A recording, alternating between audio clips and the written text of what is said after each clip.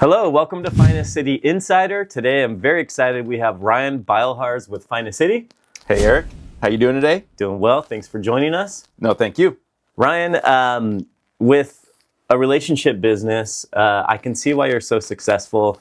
I can name many things, but one of my favorite things about having you in the office is obviously, your positive attitude, which everybody could say that. Sure. So it doesn't surprise me that you're successful in this type of business. But take me kind of to the beginning of your business and how you got into the industry. Sure. Wow, that's, I guess the long and short of it is, it was one of those things. I have a background in sales, and I genuinely found myself gravitating towards relationships with my customers. Sure. And I always ask myself, well, I'm selling this product, but these people are choosing it to buy it from me. Right. And so that led me to believe, well, maybe I can sell something else. Yeah. And really enjoyed just the interaction. And I had always been interested in real estate and kind of viewed it from afar and really found myself kind of going there naturally in my life. And I think you said an interesting word that stuck out to me was choice. With so many agents in the industry, clients really do have a lot of options. Sure. How long has it been that you've been in the business now? We've been going on 10 years. 10 years? Yeah. Okay, great. Yeah. And it's been a long 10 years. And just like any other career in any type of profession, there's speed bumps along the way, there's pitfalls, there's missteps, and there's also successes. And I think it's important as an agent to always remember those missteps just as well as you remember your successes. Yeah, absolutely. That's a good point with that. And I've also noticed, especially now that you're mentioning 10 years in the business, it's amazing how quickly time flies. Yes. It's scary. Yeah, it is scary. So 10 years in the business, and I'm watching, your growth and that you're working with a lot of the repeat clientele. How do you kind of nurture some of those relationships and see that, like what I've seen, it's that, you're working with clients now that maybe purchased their first property 5+ years ago. Sure. How are you nurturing those relationships to ensure that they're coming back to you? That's a great question. I think that's the heart of really any successful real estate career is we work off referrals, but also we work off not only referrals from clients, but also our clients' repeat business. And I think it's important to always, if you want to call it your sphere of influence or your CRM, just to constantly remember just the little things like the anniversary of a buy, the anniversary of a sell, but also birthdays, holidays, whatever is important to your client, take note. Don't discard those little, as we have conversations with our clients, make little notes of people's likes or more importantly, dislikes, someone doesn't like chocolate, don't send them chocolates, so. Yeah, not that I did that. Yeah, as well as being, maybe the most expensive investment in their lifetime. Yeah. It's very, our business is very personal too. Yeah, yes. I think that's super important. I think, honestly, it's just my opinion, but I feel like if you're able to capture that human element of constantly reminding yourself, yes, we may do this as a job and talk about buying and selling every day. For this moment in time for our clients, it's the most important decision they're making. And we have to remember to be patient, right, and to be there to listen sometimes and know when to push and when to pull back. That makes sense. I mean, for like a lot of us in the industry, we're dealing with transactions on a regular basis, but, I don't know how many times a traditional buyer or seller actually goes through a real estate transaction, but it could be only a couple times in a lifetime. Sure. I think the average is 2 or 3, something like that. So it's like I have to constantly remind myself to slow down. Sure. And put myself in the buyer or seller's shoes, and also, I think, like you said, remember their motivations too. Why are they doing this? Why at this point in their life? Why are they making this change? And you are an important element of that goal. Absolutely. For them, and that's going to make or break your relationship with this client moving forward. Yeah, that makes sense. And then back to, we were talking earlier, now that you have some, quite a bit of years of experience, 10 years in the business, You were mentioning to me earlier kind of some of the market changes you're seeing, or who your buyer is. Maybe a buyer that purchased with you before. Can you tell me, like, walk me through of what you're seeing right now, Sure. at least with your sphere? Sure. I think I am not alone in this right now with agents with 10 years or less.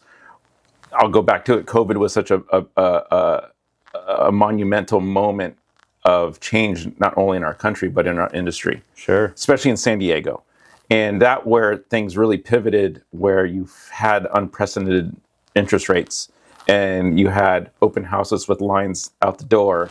And I know we're all never going to forget filling out the PED forms and all that kind of the PED forms, of course. You couldn't right? sell property without it. Yeah, nope. Everybody had to sign. So, but it was a time that really took us in a direction to, I don't know, evaluate your strengths and weaknesses, and how you're going to get through that type of a situation in San Diego. Sure. So so now where people were buying in 2020, we're going off.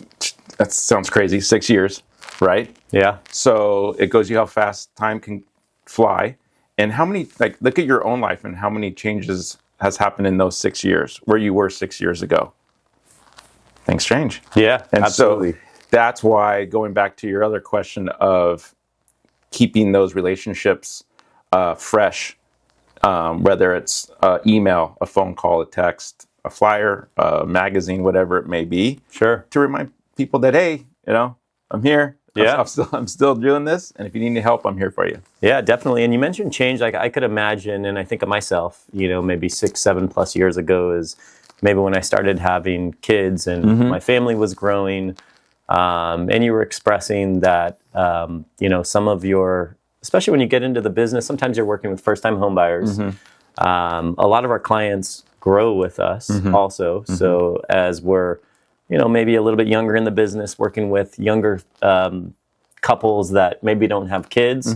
And like you said, really like changes that are happening with their lifestyles and with their needs. And I'm sure that you saw, and you were mentioning this to me too, as we were talking, that maybe their first property they were purchasing was a condo. And now here we have 5-6 years later, they're leveling up and moving up and supporting whatever lifestyle they have now. Can you talk to me a little bit about that? And how are you also, we were mentioning how maybe they were purchasing this condo at obviously a lower dollar amount with a different interest rate. Yeah. What is that looking like today? Yeah, it's a common conversation, and that goes hand in hand with the choices and changes in their lives where they're making this decision to maybe purchase a larger property than the 2-bedroom, 2-bath condo they bought in 2020. Along with that 2-bedroom, 2-bath condo, 2.8, 2.7. Right. It's great. Much different interest rate. Yes. And also it's scary as, again, thinking about your client's position and their thoughts and fears and whatever they are trying to get over the hump to get to that next house. Right. Showing them that everything's going to be okay. Yeah, we're not going to have a 2.8. Sure. But rates are going to be somewhere where we can manage this, and whether that's discussing it with their lender, right, but also have, as an agent, giving them different things to talk about, whether it's a home equity line of credit, whether if it's an opportunity to hold on to the property and becoming a landlord, which absolutely can be something that people maybe have never envisioned for themselves of renting out their current condo, maybe not just selling it. And I personally I give people as much advice as I can. If they can hold on to the condo, or that property, fantastic, right? Because we're in San Diego, and we all know we have a housing shortage. You can be a landlord. You can have rent coming in, and that's going to help you with your purchase. Sometimes it's not in the cards, and hey, we got to make the sale of the condo, which is fine. But you give your client options. Absolutely. So, give them the options. Let them make the decision. Yes. That makes sense. Yes. And then also, with some of these life changes, what I think, you were also mentioning to me that, rent continues to go up. So if they're having, kids and they're starting to grow their family, chances are, if they're going to be looking for, better accommodations for their current family, that if they considered renting, that it would be more expensive regardless. 100%. And that, I think that is one of the driving forces behind people purchasing, because rent is high. And, Right. I always talk about it with us living in San Diego. It's amazing, right?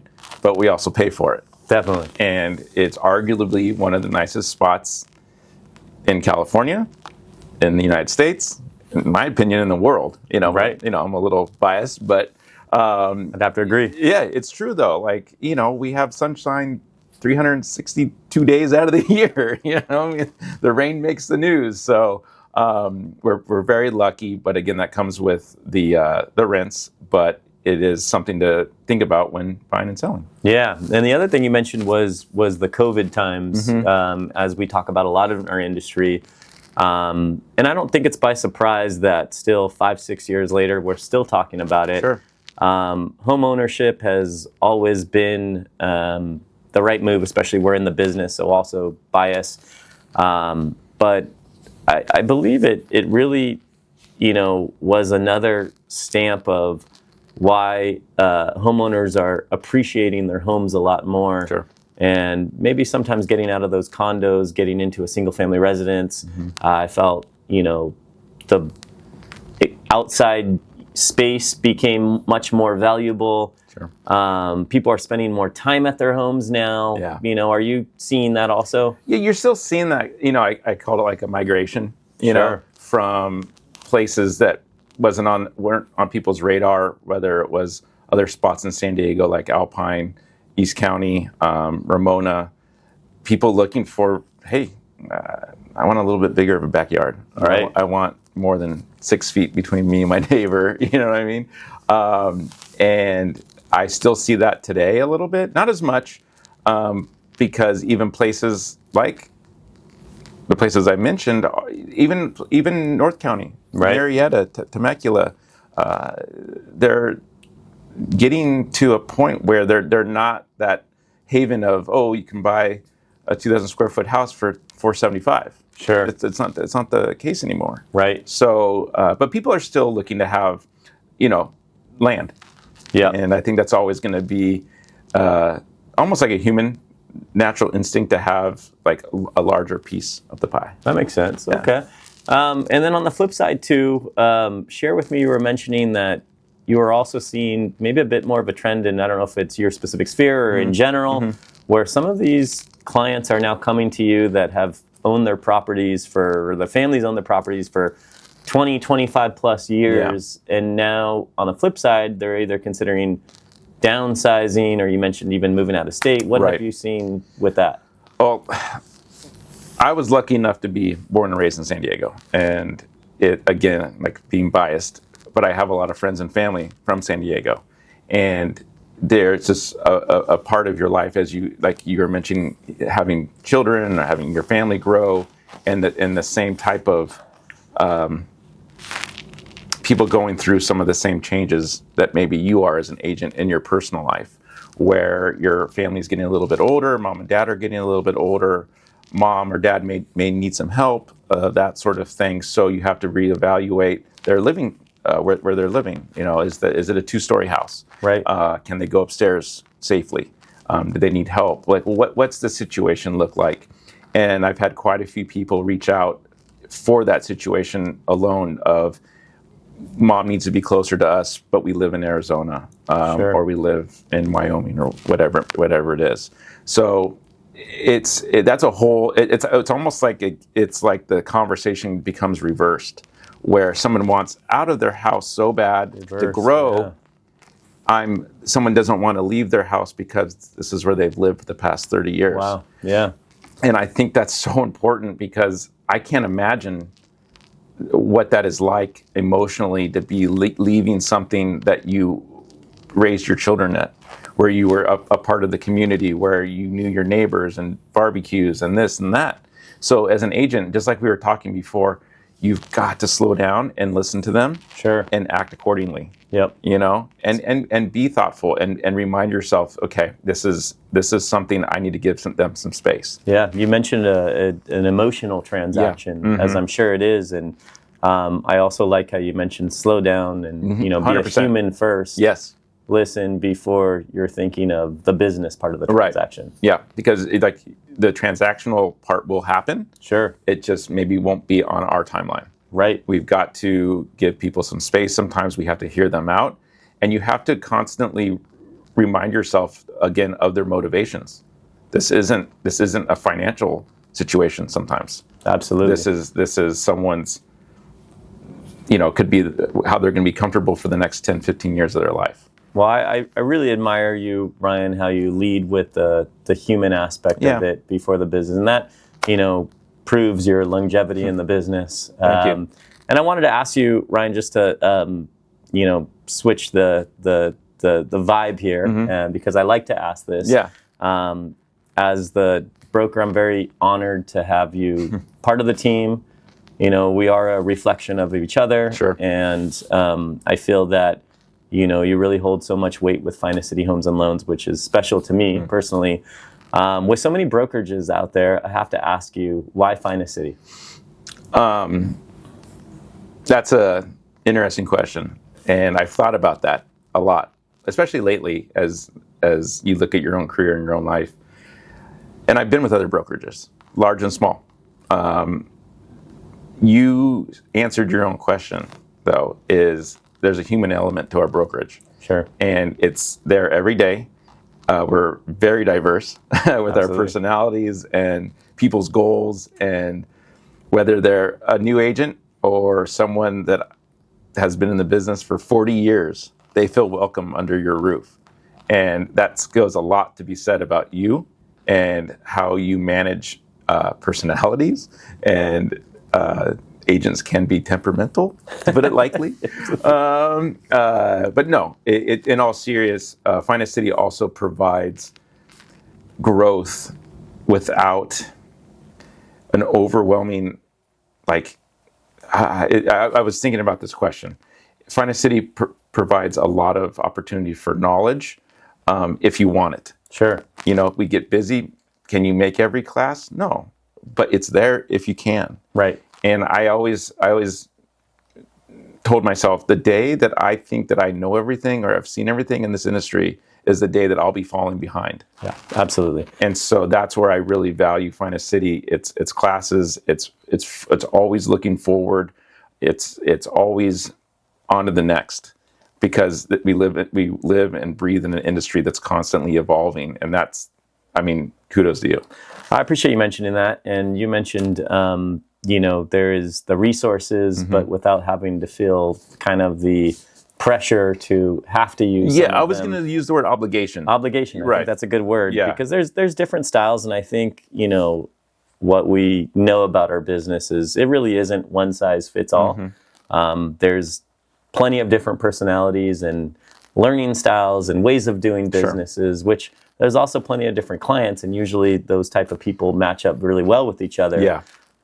There is a saying that I did hear from someone who I really respected, is there's only one thing worse about not having resources is having resources and not utilizing them. Yes. So we do try to do a good job, especially with the team members' help, of providing as many resources as possible. Right. But thank you for the comments, Of course, Ryan. of course. And before I let you go, I do wanted to also have some kind of a game that I like to play. Okay. It's called This or That. Okay, I'm going to read you just some very quick statements. Okay. And give me your take. Cool. All right. So which would you prefer? A client that tells you, we want to lowball this one, or we'll write a full price offer just in 6 months? This is a terrible game.